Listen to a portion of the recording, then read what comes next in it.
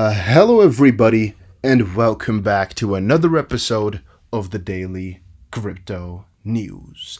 And now, my big question of today is, what is your relationship to your neighbors? The reason I'm asking is because I've tried recording this video for the last 2 or 3 hours, and every time it just gets disrupted by some crazy flashes of noise from the neighbors with some crazy music. They're nice people, but the music, man. So I want to know from you guys, do you ever have any problems, or do you not have any neighbors? Or let me know in the comment section down below. Having said that, I want to quickly get back to one issue I've had a ton of comments about, and a ton of people are asking me about this. It is regarding XRP and their status as the remittance provider for CBDCs, or basically becoming the bridge currency between central bank digital currencies. Now, even though I explained most of this in my video yesterday, where I explained how if you have a very small country, the likelihood of that small country having a direct pair to another smaller country, at least not one that's Europe or US dollar, those chances are quite small.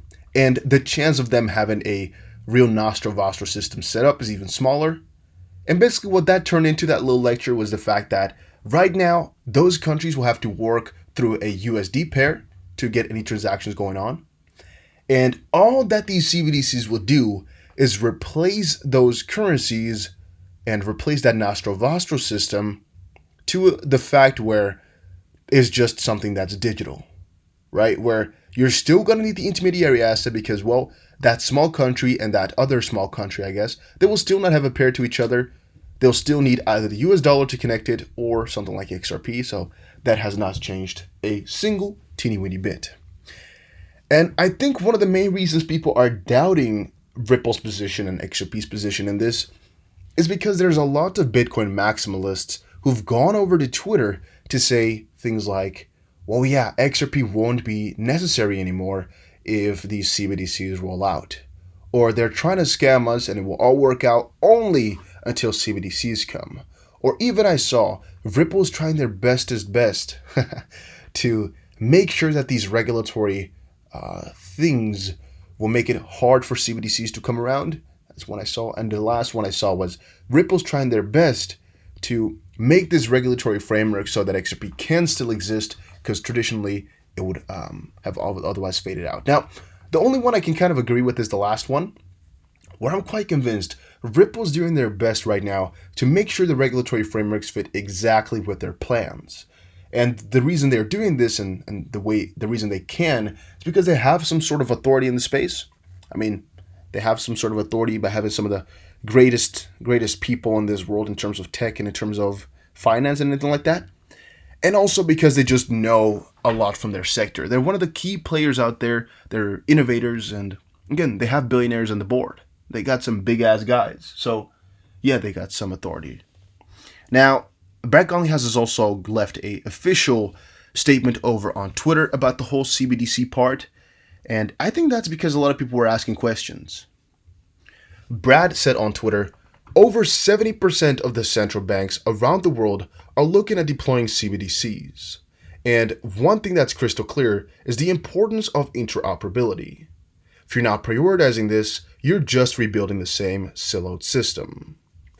Hashtag CBDCs are a question of when and not if.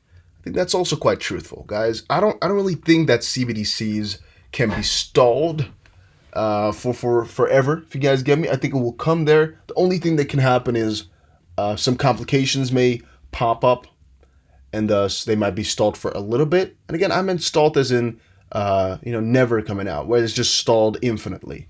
It will come, and it's not going to be long. And one thing that's crystal clear is the importance of interoperability. If you're not prioritizing... Oh, no, wait, going on. The key to success is functionality that enables each system to operate seamlessly with other payment systems. Ripple's James Wallace, read more. Well, yeah, all you have to get from this, guys, is these guys are building something great, and we're part of that. Emhir just posted on Twitter, 4 million XRP will make you a millionaire one day. Yeah. Yeah, that's that was pretty damn funny, guys. I like that one. Why? Because if you calculate it, 4 million XRP right now is about $1 million. So it just needs to go up like 3% or so, maybe 2% before we're there, which was pretty funny. Yeah, he's right though. This is the truest prediction I've ever seen. Yeah, that's pretty funny. Honestly speaking, though, I find it very difficult to, to guess how much XRP you would need to become a millionaire. I've done multiple videos in which I explained how you can kind of calculate for yourself how much XRP you're going to need yourself to meet your goals. But if it is to become a millionaire, it's still going to dramatically depend on where you think your XRP price is going to go.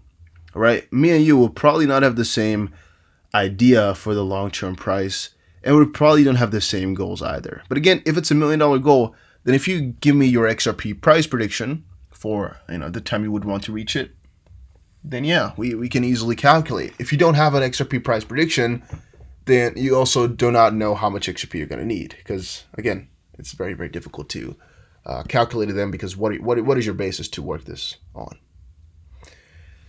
XRP Crypto Wolf just posted on Twitter, the Bahamas central bank digital currency Sand Dollar will launch on October 20th.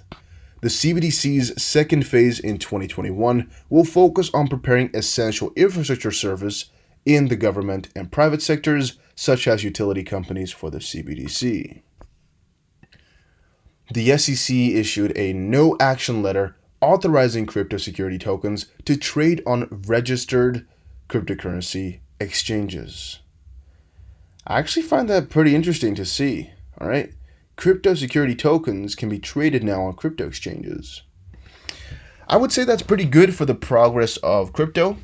On another way, I would say it's kind of bad, because I don't know how they're going to be labeling things, but some people might mistake these security things right now for, I guess, the non-security things. And another part of it is, these debates of XRP security, look, they can just be traded on here as well, and things like that is not a big issue. Maybe those would not, work out so well. I think those arguments get a little bit more strength this way. And also, the fact that if XRP were to be deemed a security, it might have less catastrophic consequences. That's also something I'm thinking about now. Because, if XRP can literally be traded the same way, if it is a security or if it's not a security, well, it kind of doesn't matter anymore then, right? Whether or not it is. However, again, I don't think it is. I'm still quite convinced of that. I just wanted to say. Exodus crypto wallet will support Flare Spark Drop token. Well, I'm really, really happy about this, because I don't know if you guys know, but I use Ledger a lot. A link is in the description below. But it's very annoying to update Ledger. That's one. And like Farmer here says, you don't want to really update it too often, because, well, what if you get a malfunction?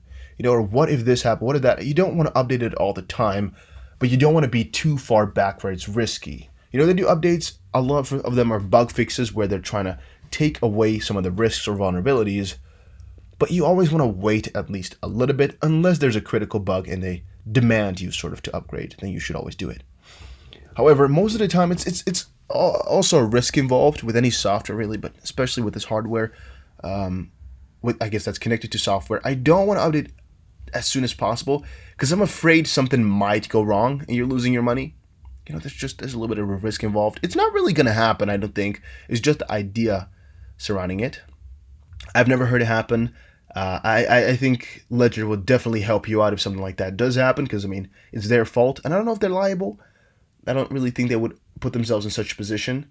But still, if your money is on one of their, device, sort of on their devices locked up, I know it's not necessarily on there, but it's the idea, and your device messes up, while you've treated it properly, yeah, I would say that's somewhere their fault.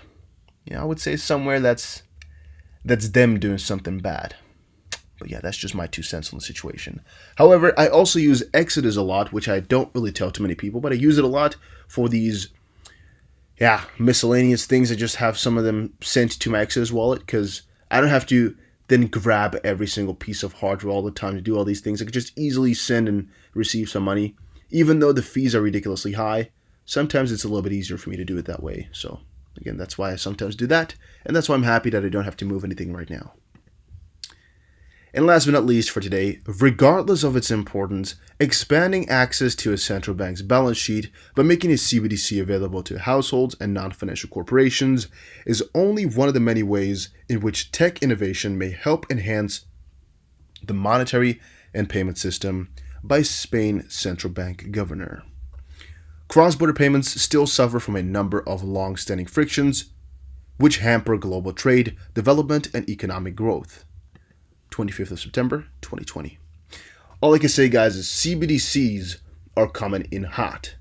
If you blink, you're going to miss it. And I don't know exactly how we're going to profit from it directly. I mean, because all we can do then is bet on the whole economy of that country that launches the CBDC. What I do know, though, is that we can bet on XRP, and this is not financial advice, but this is just my bet, that this coin is going to make it pretty damn far. And what I think is, guys, once these CBDCs roll out, XRP is going to be that little piece of butter that's between the bread. And yeah, it's all going to be juicy. But guys, thank you all for watching this video. Hopefully you all enjoyed it. If you did, make sure you press the like button and subscribe. And I will definitely see you guys again in another crypto video.